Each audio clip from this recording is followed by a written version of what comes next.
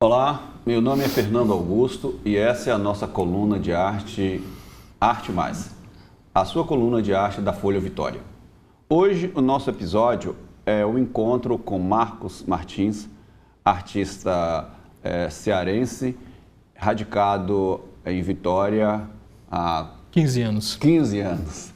Boa tarde, Marcos. Bom que você está aqui no nosso programa. Obrigado, Fernando. Bem-vindo.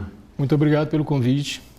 Quero agradecer e também parabenizar pelo programa que você e a Flávia têm feito, inclusive expandindo a ideia e o conhecimento da arte, não só para os capixabas, mas para fora também. Oh, que bom, cara. Nós estávamos conversando aqui e eu pensava que você era do Crato, mas você é de Fortaleza. Fortaleza. Né? O que me fez pensar que você era do Crato, hein? Bem, talvez pela relação que eu tenho travado, tenho tido com outros territórios, né? Não só com Vitória, como também, especialmente, afetivamente com o Crato. Né? Minha avó materna, ela é tratense, né? E ela sempre me contou dessas histórias dela no Crato. Teve uma vez que ela pegou um trem de Fortaleza até Crato, junto com meu avô. E eu lembro de ter ido à estação de trem, onde hoje é a Pinacoteca do Ceará, acompanhar, fazer a saudação, a despedida, né? E essa relação com o Crato sempre ficou na minha memória. E não de muito tempo, eu passei também a compreender, a redescobrir a história da minha família, né? De onde a minha família veio, quais foram os trajetos que eles fizeram, os meus ancestrais. E aí é nisso que eu descubro que a minha avó, como tratense, ela vai para Fortaleza em 1930, quando há um êxodo, né? Um êxodo de cearenses para Fortaleza por conta da seca. Olha. Né? Assim como o meu avô também, eles conhecem exatamente nessa ocupação, né? Nesse assentamento que o governo do estado estava oferecendo, que hoje é o bairro do Pirambu. Já era o Pirambu, o mesmo que revelou e onde viveu o Chico da Silva. Né? Vem cá, mas essa via férrea não existe mais? Não. Existe a via férrea, mas como a gente sabe, no Brasil todo ela foi desmontada como um transporte humano e ela está ou esquecida, inoperante, ou está sendo utilizada para transporte de cargas. Cargas de minério. Exatamente. Marcos, você é formado em arquitetura, né, pela USP São Paulo. Não, uma correção. A minha arquitetura, eu me formei primeiramente em artes, mas comecei primeiro o curso de arquitetura. Ah, tá. E aí fez os dois? Fiz os dois. Isso. Na verdade, eu começo na geografia antes de tudo, né? Eu começo na geografia, no Ceará, não termino geografia, porque estou sempre flertando com a arquitetura. E esse flerte acontece muito por uma questão que hoje eu entendo melhor dentro do meu trabalho, que é esse desejo da casa, do abrigo, né? Da cobertura, da moradia, da proteção. E por conta, talvez, disso, eu tenha primeiro procurado fazer o curso técnico de edificações na Escola Técnica Federal do Ceará.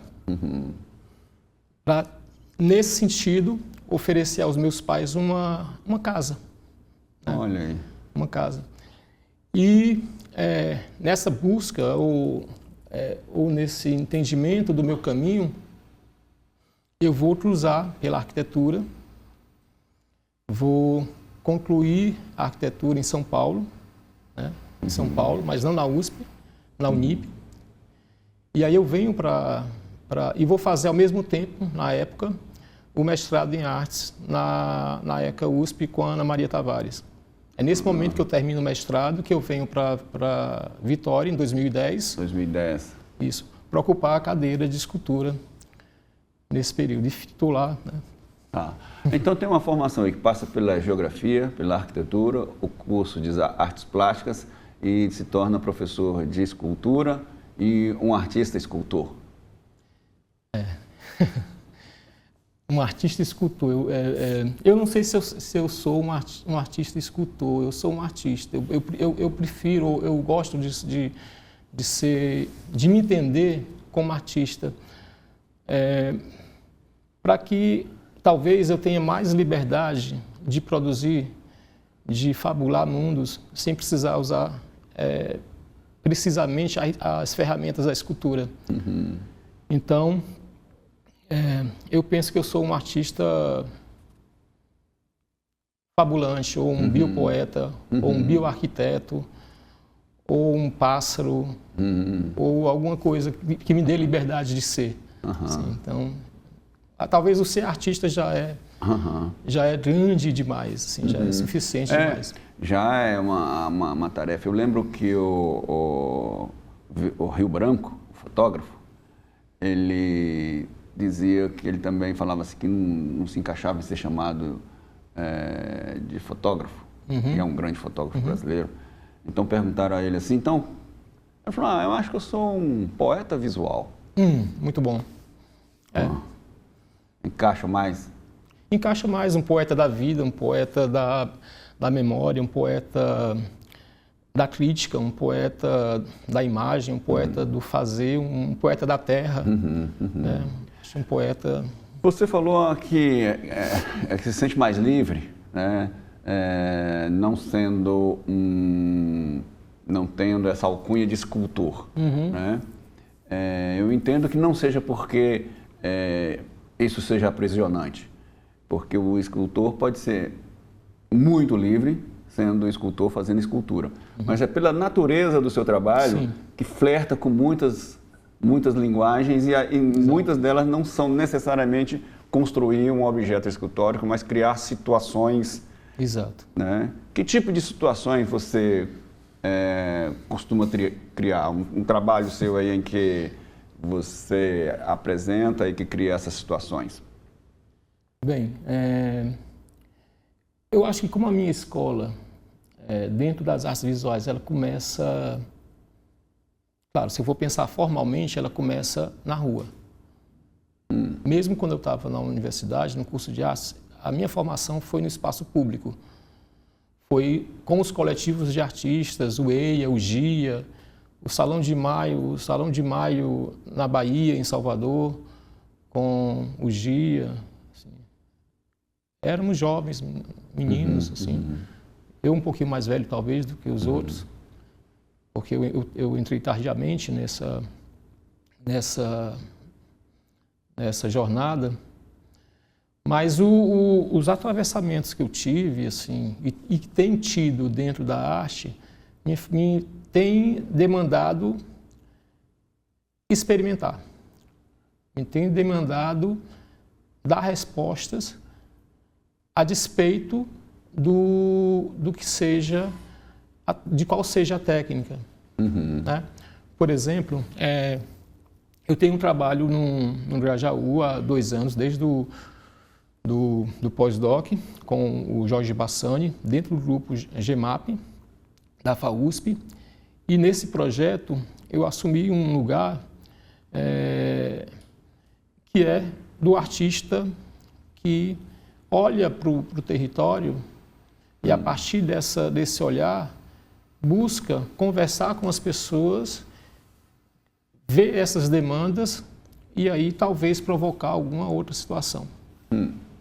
Por isso que essa escola da rua, que me foi oferecida lá no início, em 2002, quando eu começo a circular na arte, e muito mais entre Fortaleza, Salvador, Fortaleza, São Paulo, que recentemente, ontem, nesse final de semana, um projeto já de 2 anos, ou quase 2 anos, mas existe, a partir da escuta do território, a necessidade de gerar uma ativação do público para o território, um olhar do próprio público para o seu território. Sim.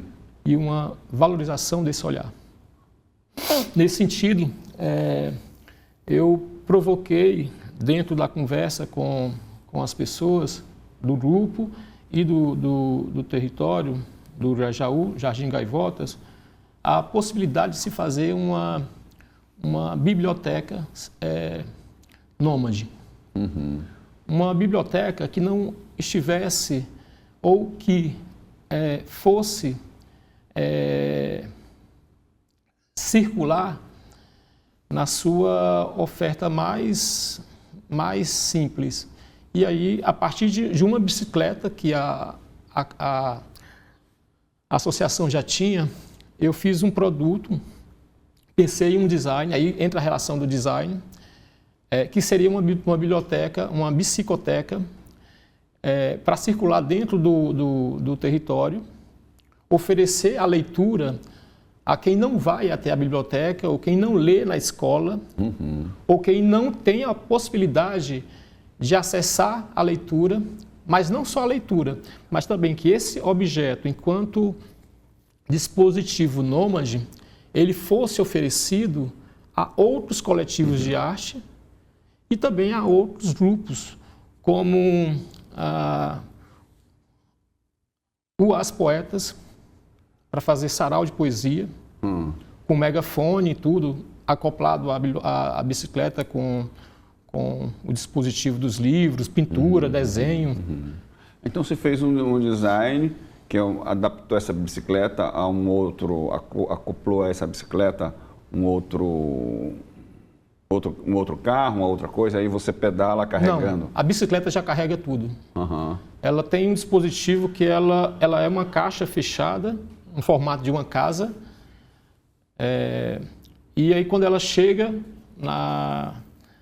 num espaço público, né, ela provoca também ajuntamento dessas pessoas, sobretudo de crianças, né, que são ali convocadas, convidadas a estar perto, né, pela curiosidade do próprio objeto, mas também pela sonoridade desse objeto. Né? A construção de paisagens sonoras que esse objeto pode fazer. O que você oferece? Ali oferece a pintura, o desenho, a bicicleta, ela abre e vira uma mesa, tem uma mesa que sai dela, tem o lápis de cor, tem o lápis de cera, tem o papel, né? Mas também tem a música, tem o som, tem vários dispositivos de ativação e a leitura. E aí você passa um tempo ali naquele espaço com essas pessoas, depois recolhe tudo e volta para sua casa. A bicicleta fica na associação, né? Ela é da associação. A minha contribuição foi muito mais como um provocador e também tentar ali junto com o grupo. Mas aí você retorna, sim, você falou porque você falou que já tem há 1 ou 2 anos que está com esse projeto. Então você retorna a usar essa bicicleta de novo, então esse trabalho tem uma circulação. Uma circulação, uma permanência, uma insistência. Volta naquele lugar para ver se aquilo provocou, se alguém retorna a bicicleta, se alguém... Você encontra de novo esses atores. Ou outros atores, E outros, né? Tem as escolas também, as escolas públicas que estão ao redor do ponto, né, da casa, a Casa Imagem, que fica na beira da represa Billing. E também tem os grupos, né, os coletivos, que também são possíveis receptores, também ativadores desse dispositivo. Você também trabalha muito com a terra, com a argila, com a terra. Como que é esse trabalho? Eu lembro que recentemente num ateliê aqui de Vitória, no centro de Vitória, você apresentou trabalhos que eram sementes de argila. Pão Sementeira. Como que chamava? O que é esse trabalho? O Pão Sementeira foi um projeto que a convite, né, da Aline, do Diego, Aline Dias e o Diego Reich, para uma exposição aqui no espaço do centro, o Ladeira, inaugurando aquele espaço, inclusive. Eles me fizeram a provocação para pensar algum projeto E aí eu eu já vinha fazendo alguns pães de terra, e o pão está muito presente no meu trabalho. É interessante isso, porque o primeiro trabalho que eu vou fazer, na verdade o segundo, né, porque o primeiro foi uma escultura, para o Salão Zé Pinto de Escultura, em 2002. Até então eu tinha certo receio de dizer que era artista. Né? Aí, isso é uma questão importante, porque quando eu vejo meu nome no jornal em Fortaleza, Marcos Martins, artista, eu me senti uma farsa. Assim, não sou artista, então eu só passei no salão. Mas fiquei muito feliz em ter sido contemplado com a menção honrosa naquele salão. E foi o primeiro que eu participei. Eu era estudante ainda, início do curso de artes. E logo depois eu vou para a rua, né? Assim, eu começo o trabalho na rua com intervenções urbanas usando pão. Né? E o pão verdadeiro, o pão francês, carioca, como... Foi nesse trabalho que você não colocou centenas de pão no chão? 3.000 pães. 3.000 pães? Foi numa... Você deu trabalho para a padaria? Deu muito, não, deu... E deu lucro, né? Dei muito lucro para a padaria. Sim, como foi? Foi no individual, foi a minha primeira individual em 2004, no Centro Cultural Banco do Nordeste, em Fortaleza, com a curadoria da Luiz Interleng, né? E à época era também diretora do MAC Dragão do Mar. E nesse trabalho eram 2 salas, em uma delas tinha garfos, facas e pratos, uma outra instalação, e nessa instalação dos pães tinha espalhado no chão 3.000 pães ensacados individualmente, e formando uma espécie de trilha ou um caminho, possibilitando o atravessamento do público por dentro desse jardim de pães, né? E o pão ele foi naturalmente apodrecendo, né? Mortificando, né? E essa mortificação do pão foi para mim singular, porque eu também passei a compreender ter uma outra visão desse pão. Bem mais tarde, eu deixo de trabalhar com pão e recentemente eu falo de 2012, 2022, desculpa, depois da pandemia, eu resolvo voltar aos pães, só que não mais o pão natural, né? O pão francês, né? Eu vou trabalhar com pão de terra. Já que eu já estava trabalhando com terra, eu começo a trabalhar com pão de terra. E esse movimento foi muito importante porque também eu fui padeiro, né, uma fase da minha vida, a minha adolescência. Trabalhei com meu pai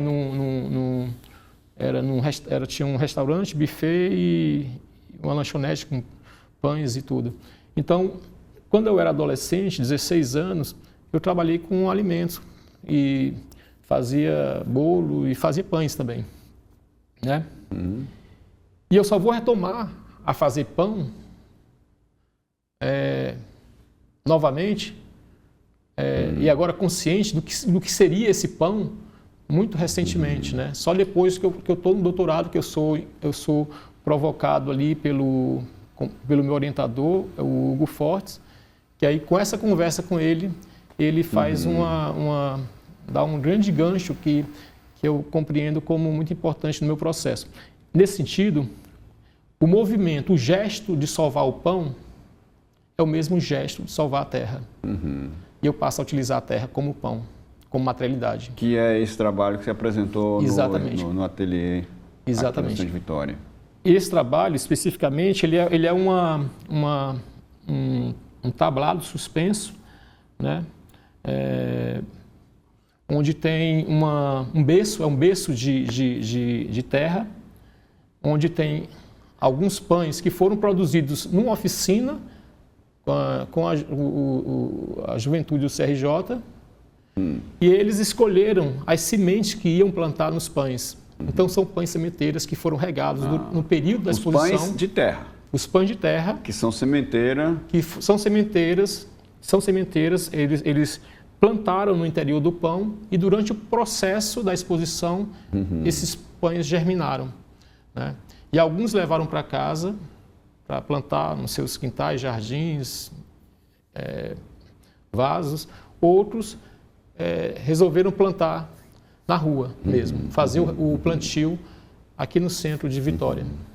Então esse pão de terra é uma terra crua, né, que possibilita, não é um pão queimado, não. que ele vai para a terra e continua esse processo de paisagem, da ambientação. De construção de paisagens, né? De construção também de ideias, de construção de afeto.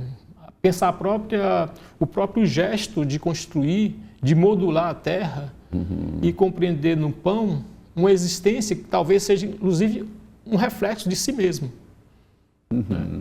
E também essa resposta que a terra dá, por meio do plantio e cuidado, ao longo da exposição também que foi dado. Então tem uma responsabilidade, uma corresponsabilidade do público em fazer aquele pão germinar e devolvê-lo à natureza.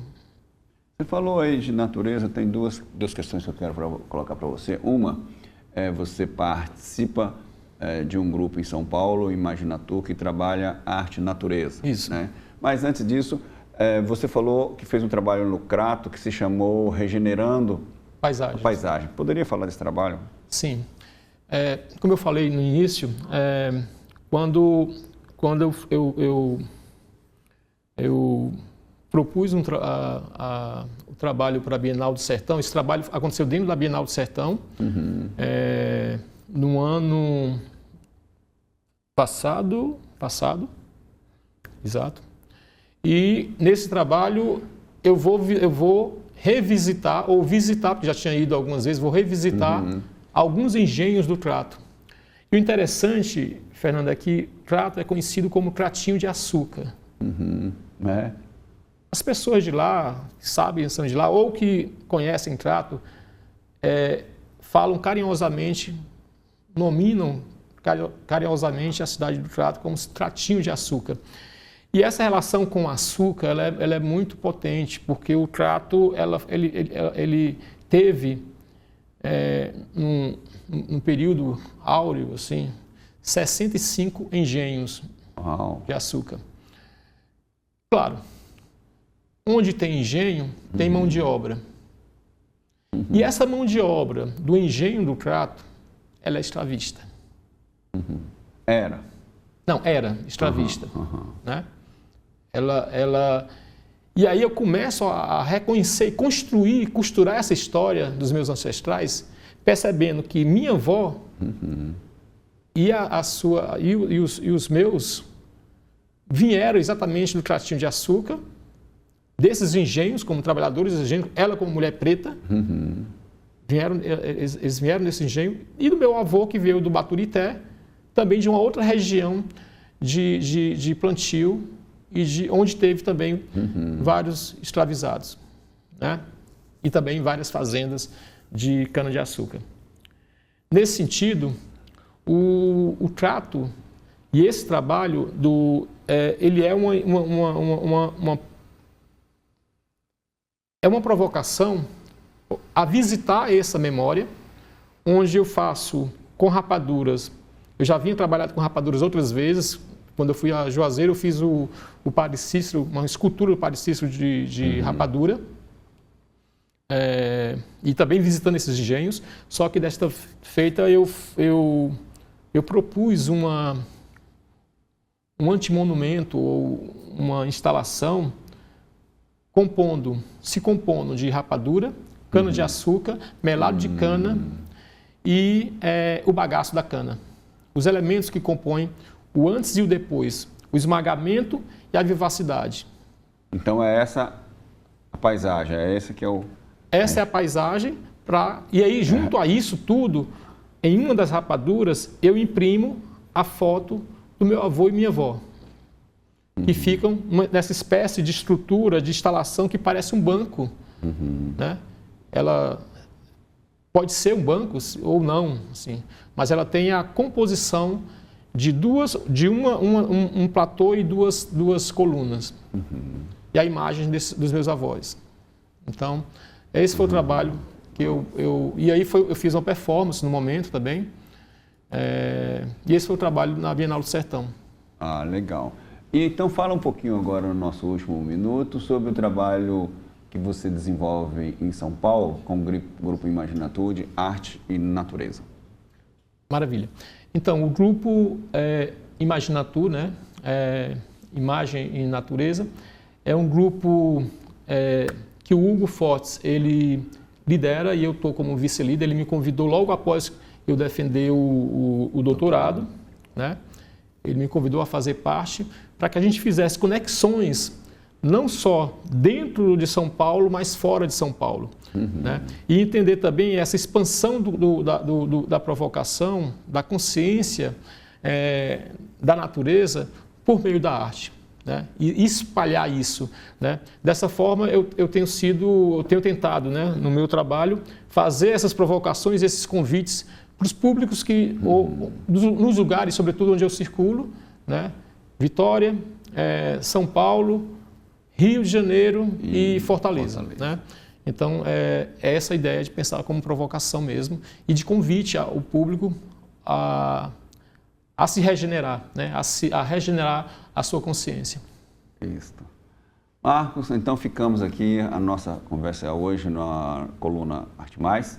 Obrigado por ter vindo conversar conosco e espero que tenha dado o recado aí para a gente estar nessa missão de fazer arte, de estar na natureza, de estar aqui em Vitória. Eu que agradeço. Obrigado. Valeu, meu amigo.